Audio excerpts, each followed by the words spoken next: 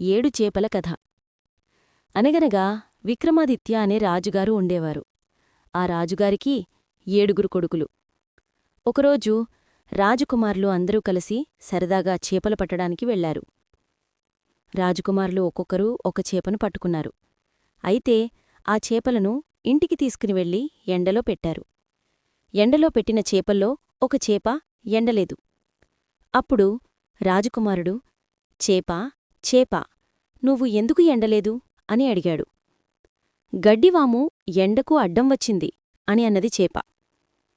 గడ్డివాము గడ్డివాము, నువ్వు ఎందుకు సూర్యుడికి అడ్డం వచ్చావు అని రాజకుమారుడు అడిగాడు. ఆవు నన్ను తినకుండా వదిలేసింది అని అన్నది గడ్డివాము. రాజకుమారుడు ఆవు దగ్గరికి వెళ్ళి, గడ్డివాము తినలేదు ఎందుకు అని అడిగారు.